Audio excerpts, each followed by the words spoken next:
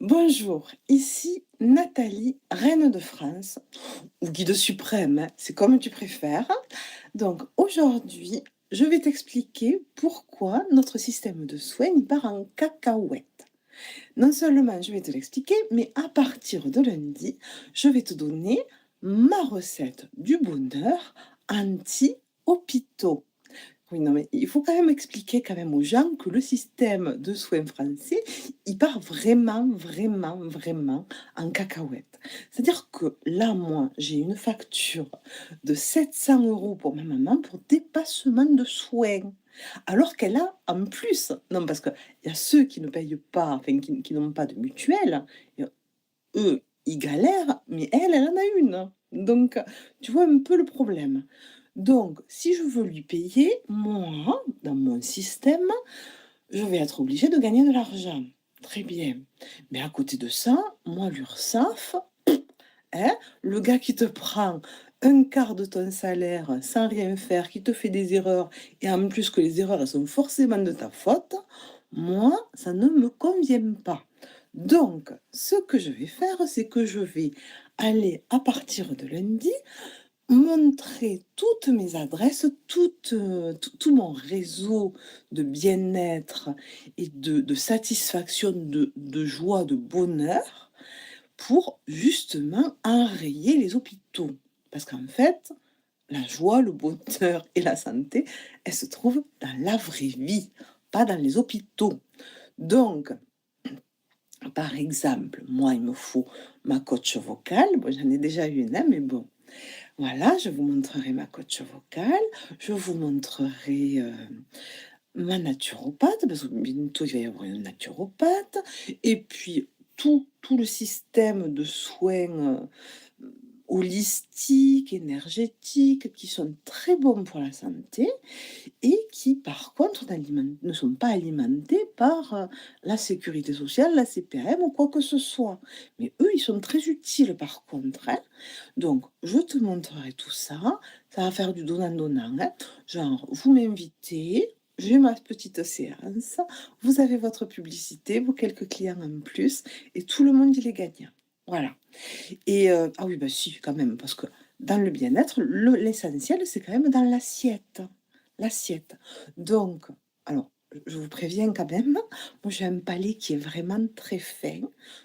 Et quand même, je suis du sud-ouest. Donc, heu, les restos fast-food, c'est niet, hein. Vous m'invitez pas dans un resto fast-food, qu'on soit clair. Moi, je veux de la traçabilité du produit, je veux du petit producteur, je veux du bio, je veux du local et si possible de saison, hein, qu'on soit clair. Donc je viens, je fais ta pub, il y a aucun souci, mais moi je veux des produits de qualité, hein. Voilà. Donc je lance la vidéo là et puis on se retrouve après. Je t'explique comment, j'ai vécu tout ça moi et comment tu vas améliorer ta santé toi aussi, hein. Voilà. D'abord, je change le titre de cette série. Plus personne ne devrait pouvoir prétendre sauver qui que ce soit d'autre sur cette planète. Ni Donald, ni Emmanuel, ni moi-même. Cette série s'appelle désormais Que tu sois conscient ou inconscient, nous allons trouver une solution pour toi et pour moi. Cette vidéo va s'articuler en 3 temps.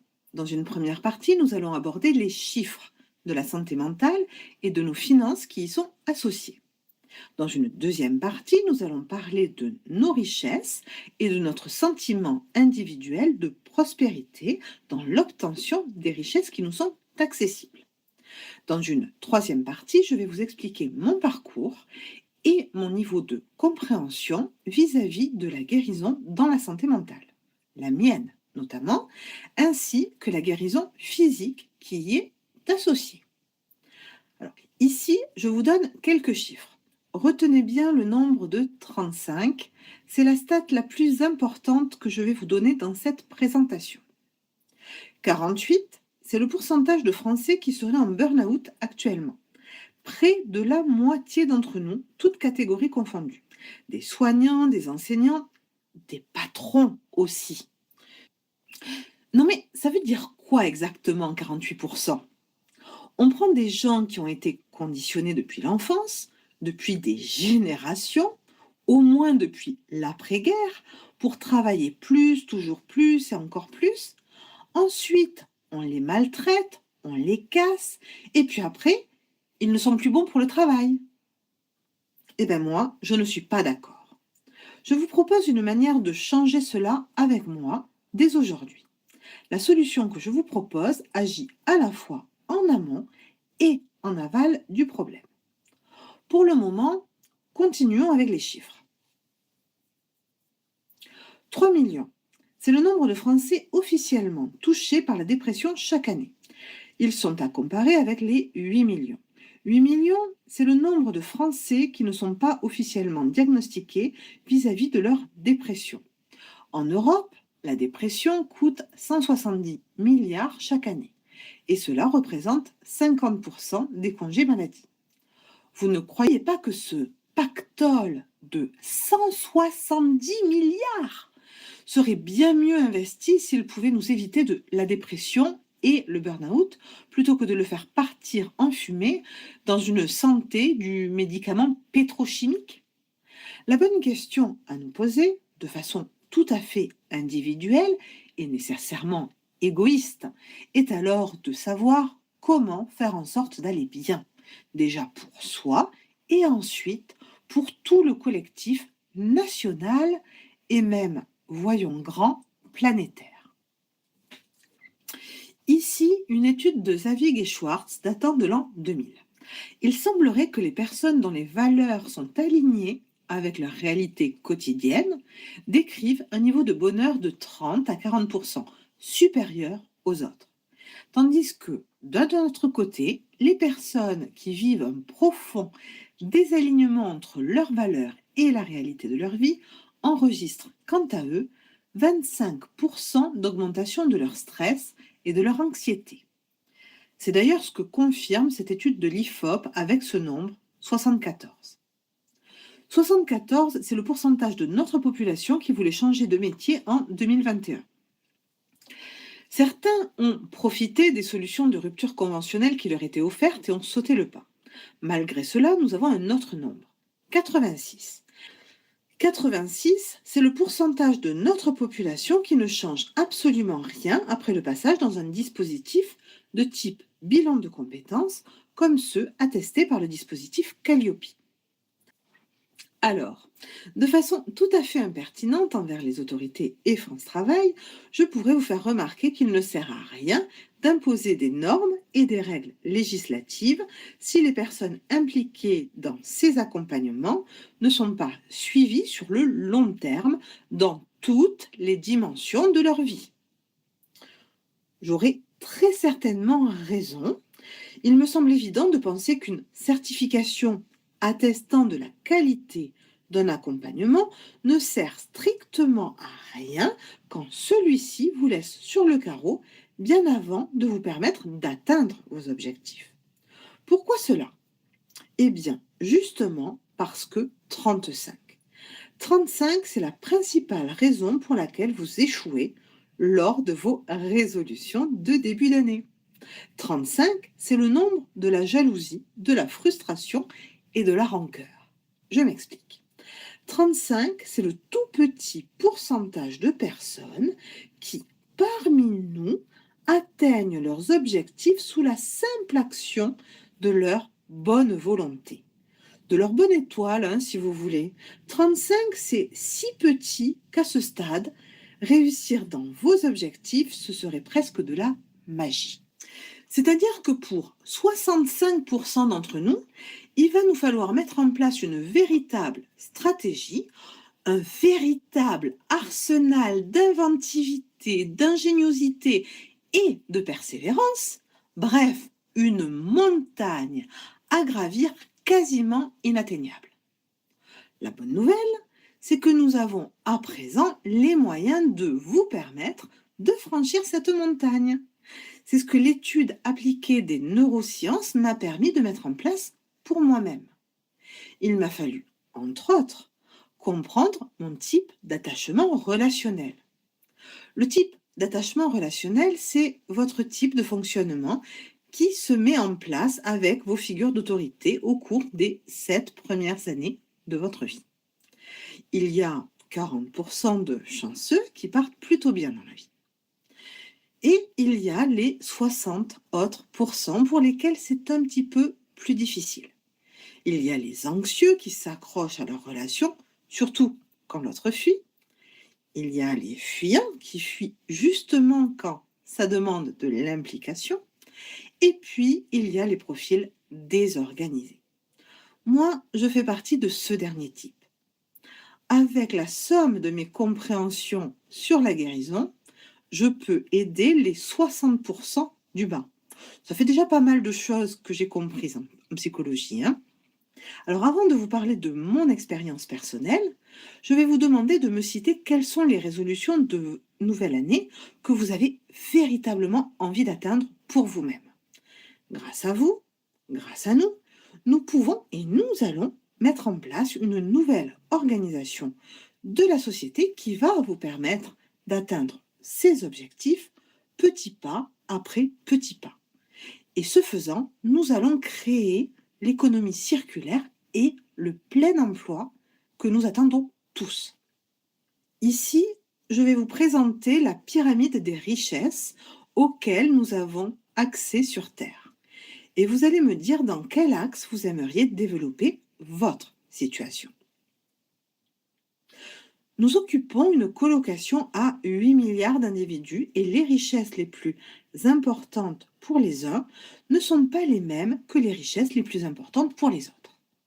De ce fait, notre sentiment de prospérité est lié à l'importance que nous donnons à un type de richesse que nous réussissons ou non à obtenir. Voyez la représentation que j'en ai faite. Sur Terre, notre richesse la plus importante, c'est l'eau. L'eau, c'est la vie, sans laquelle nous serions bien démunis. Faire en sorte de la préserver et de la distribuer équitablement est donc une priorité à la fois nationale et au niveau de la coopération mondiale. Notre deuxième richesse la plus importante est la santé. Il serait juste pour tout le monde que les meilleurs soins soient accessibles à chacun, quel que soit notre pays, quelle que soit notre destination. Contrairement à une idée reçue, si les soins allopathiques occidentaux nous permettent de grandes avancées, notamment dans les traumatismes physiques, les cancers et les maladies à traitement chirurgical, de nombreuses autres techniques permettent des diagnostics plus précoces et des traitements bien moins invasifs.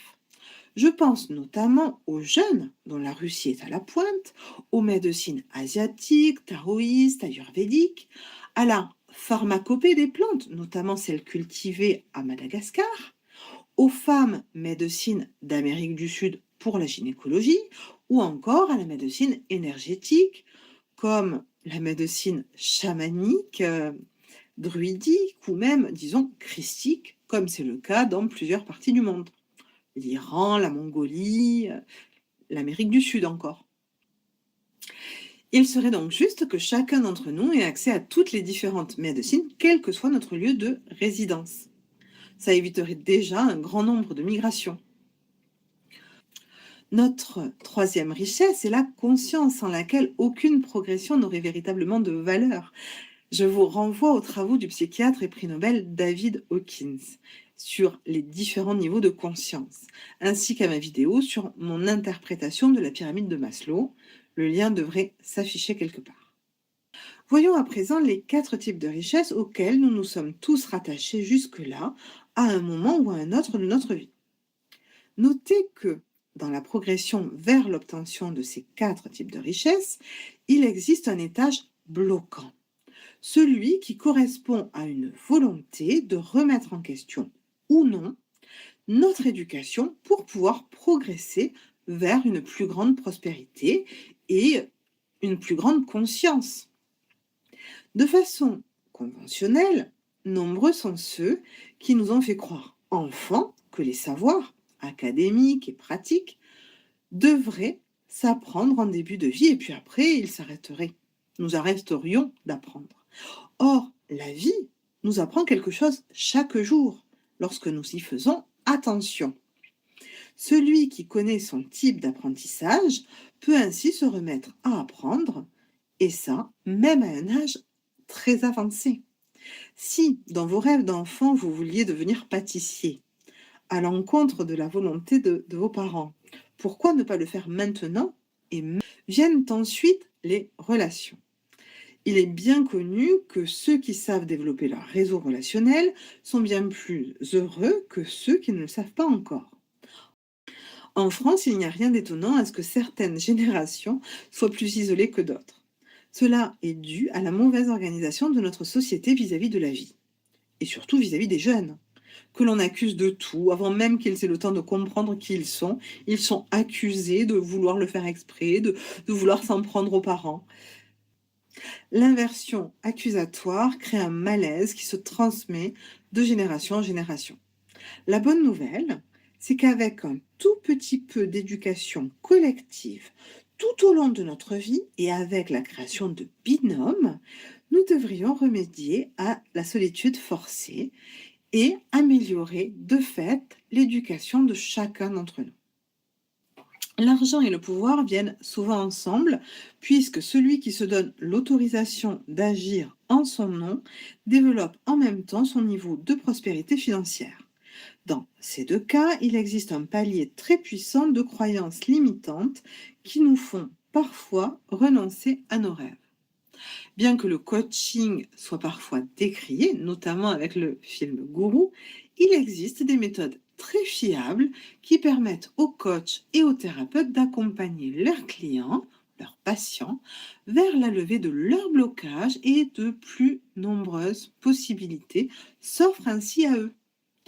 Notons qu'il y a des milliardaires qui ont eu besoin de gagner beaucoup d'argent avant de se rendre compte que leur relation méritait davantage de place dans leur vie. L'argent, ou devrais-je nuancer les moyens matériels, ne sont importants que pour ceux qui n'en ont pas. D'où la nécessité d'une vraie équité d'accès aux ressources pour créer la valeur que l'on veut voir sur Terre, pour améliorer notre sens créatif commun. Je termine cette partie avec le clocher que nous allons remettre au centre du village. Que trouve-t-on sur un clocher? Un signe religieux qui ne dépend que de l'endroit où vous êtes né. Il n'y a donc absolument aucune raison d'opposer une religion par rapport à une autre. Nous y trouvons également une horloge pour nous rappeler que le temps est donc notre présence active et ce qui nous est le plus précieux. Vos enfants ont besoin d'une présence et d'une écoute attentive, votre patron aussi, vous en avez besoin vous aussi. Et apprendre à s'écouter soi-même fait partie de ce processus de changement et de maturation de l'humanité actuelle.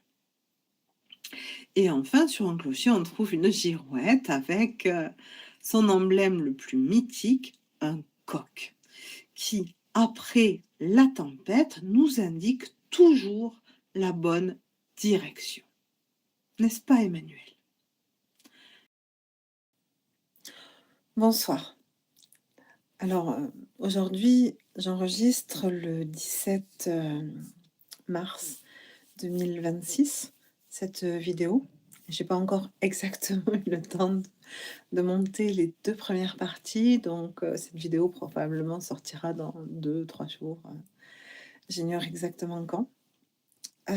Voilà. Ce que j'ai envie de vous expliquer, c'est que, en fait, tout notre système est construit sur une idée de productivité dans le sens rapidité. Et malheureusement, cette rapidité va à l'encontre du corps humain, de la psyché humaine et de tout ce qui s'ensuit. De mon côté, il y a très longtemps, j'ai été diagnostiquée avec des troubles qui sont très probablement similaires aux vôtres puisque, le burn-out et la dépression sont un équivalent de la bipolarité ou encore, la dépression et la schizophrénie, mais bon, je sais que beaucoup, en fait, parmi vous, sont stressés par rapport à ces maladies parce que justement, ils veulent pas en avoir et c'est vrai que moi, ado, ayant connu un exemple de quelqu'un de dépressif, j'avais pas du tout envie d'être dépressive moi non plus et c'est probablement pour ça que, j'ai développé l'inverse, de monter, de de me booster en fait pour aller bien et pour être de super bonne humeur et hem et d'être, hyper dans la joie quoi et hem et là, ces derniers jours, j'ai guéri ma psyché. J'ai guéri ma psyché. Alors c'est assez, excusez-moi, j'ai un petit truc dans l'œil. Hem, c'est assez long comme guérison, puisque j'ai mis, 6 ans avec, avec de l'écriture, avec des méditations, avec, du pardon aux autres, du pardon à moi, dans toutes les blessures que j'ai pu rencontrer au cours de ma vie. Mmh, malheureusement, je crois, enfin je suis même certaine que j'aurais jamais dû développer cette maladie. En tout cas, j'aurais pas dû, la développer si j'avais été écoutée, enfin si les psychiatres à l'époque avaient reconnu ma valeur en tant qu'être humain. Ils auraient écouté ce que j'avais à dire. Or, ils ne l'avaient pas fait puisque, ce sont des savants, des sachants et que par conséquent, nous ne sommes rien d'autre qu'un patient à qui il faut filer des cachetons. Alors, ce qui s'est passé, c'est que, moi je viens d'une famille, bon comme beaucoup de familles, hein, je vais pas me plaindre, mais, ce qu'il y a, c'est que si je vous en parle aujourd'hui, c'est parce que je sais qu'on peut guérir ça chez les futurs enfants et qu'on peut guérir leurs parents évidemment, pour qu'ils n'aient pas non plus, ces troubles eux-mêmes. Hem, c'est-à-dire que, dans les premières années de vie d'un enfant, quand vous lui répétez: «Fais pas ci, fais pas ça», en fait, il ne comprend pas la négation.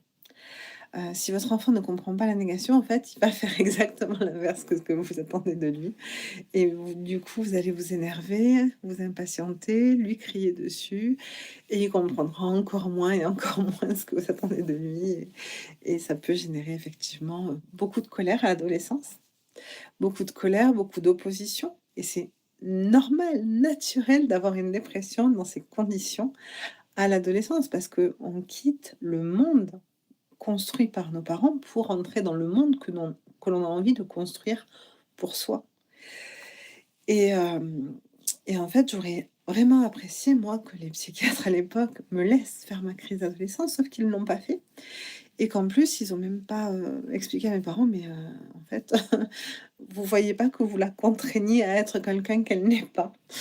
et ça, c'est absolument terrible parce que dès le plus jeune âge, on a nié qui j'étais, un être humain.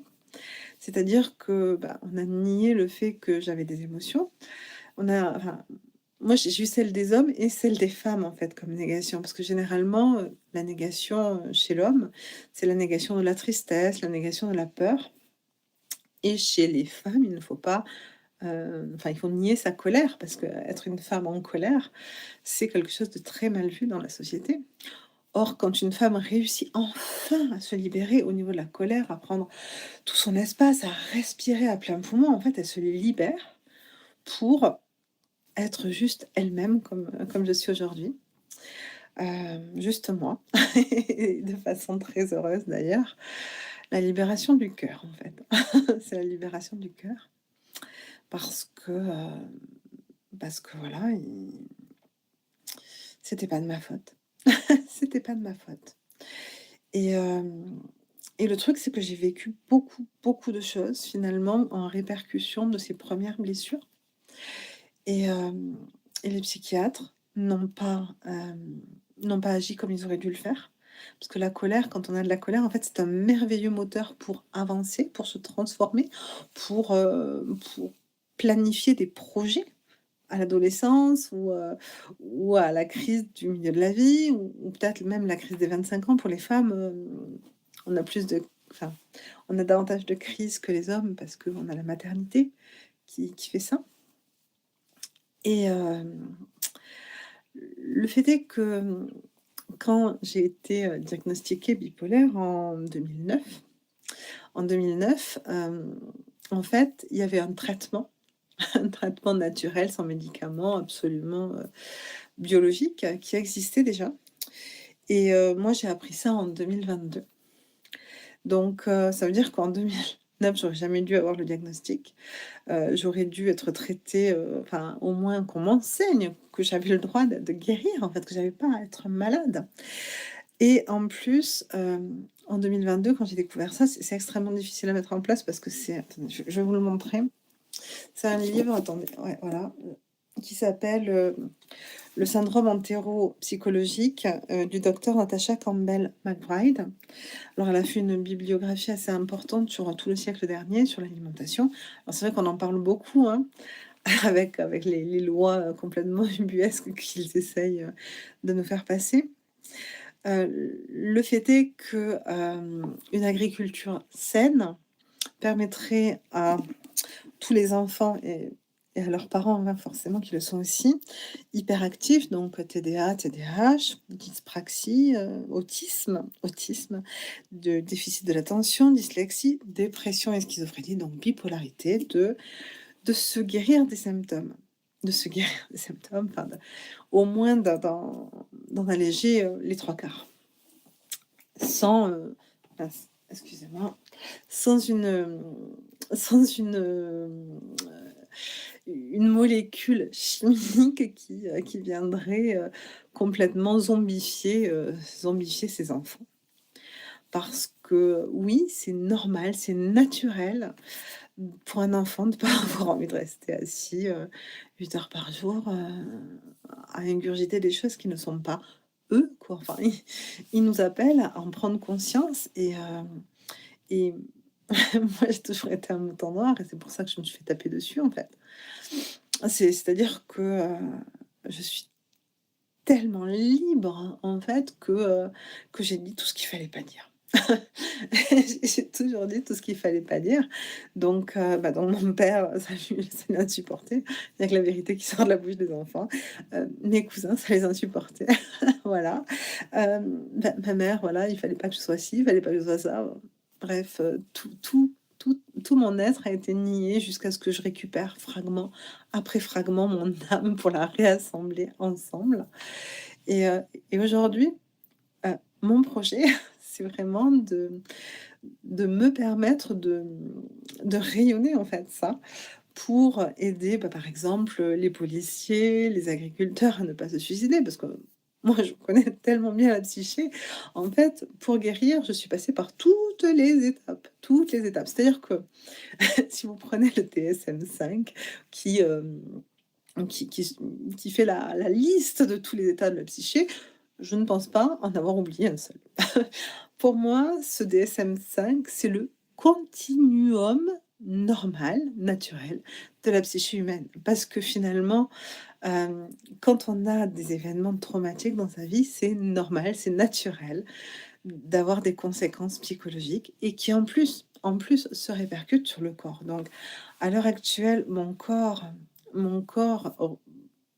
est dans l'état que ma psyché a eu, quoi. C'est-à-dire que mes émotions, j'ai dû les absorber, les stocker quelque part, parce que je ne pouvais pas être à la fois contre mon père et contre ma mère.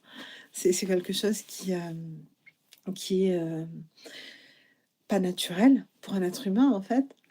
C'est on peut pas comme enfin, on peut pas, c'est pas naturel et heu et moi j'ai cherché des réponses, hein. J'ai cherché des réponses, j'ai cherché des réponses dans les sciences, dans les humains, dans tous les jobs que j'ai fait. Je peux vous assurer que j'ai passé tous les éventails, j'ai discuté avec des gens de toutes les nationalités, j'ai appris des langues et je me suis beaucoup intéressée à la spiritualité parce que, finalement, une religion ou une autre, je vous arrête tout de suite, elles sont pour moi tout à fait équivalentes. Bien sûr, l'islam est un peu plus proche de nous dans le temps, mais malheureusement, le fait que l'homme soit aussi, dominant, aussi contraignant sur les filles font qu'elles, elles risquent, comme moi, de développer, un trouble soi-disant bipolaire, Soi-disant, hein, je dis bien soi-disant, parce que c'est pas humain, en fait, de rejeter sur sa fille ce qu'on n'arrive pas à maîtriser chez soi et voilà. Donc avec mon projet, je veux vraiment que chacun réussisse à prendre conscience de qui il est, de réussir à quand on dit gérer les émotions, en fait, c'est vraiment de les laisser se passer, de traverser, voilà, nous traverser et être OK avec ça, en fait, parce que c'est pas parce qu'on a une émotion désagréable qu'on est mauvais ou que l'autre personne est mauvaise. C'est juste qu'on a une émotion qui nous traverse et ça arrive, ça arrive tout le temps parce que, mine de rien, la vraie spiritualité, elle est pas dans la tête, hein, elle est pas perchée, elle est vraiment incarnée dans le corps. Bah, il se trouve que moi, j'ai été séparée de mon corps depuis très, très petite. Donc, même si, une fille est censée préférer son papa, bah, il a complètement bloqué en moi ce qui aurait dû être naturel. Donc je me retrouve là aujourd'hui, à ne pas vraiment savoir, ne pas vraiment savoir certaines choses qui pourtant sont évidentes pour la plupart des humains. Voilà, c'est comme ça, c'est comme ça. Voilà, donc enfin bon, je crois que c'est à peu près tout ce que je voulais vous dire à propos de ça. Hem, j'ai donc dépassé la blessure du père, la blessure de la mère, les 3/4 des problèmes de psyché humaine et je suis en capacité d'aider. Je suis de service, comme on dit en religion. Je suis de service pour le nouveau monde. Si vous avez envie de venir, rejoindre le nouveau monde et accomplir vos projets à vous, on va le faire ça. On va le faire tranquillement. Je vous rappelle qu'il existe une cagnotte Litchi afin de me permettre de réaliser mon projet personnel et de réaliser les vôtres. J'aimerais notamment créer des centres de désintoxication vis-à-vis de l'ancien monde ou disons de réalignement vers le nouveau. Je vous remercie de votre attention et à très vite.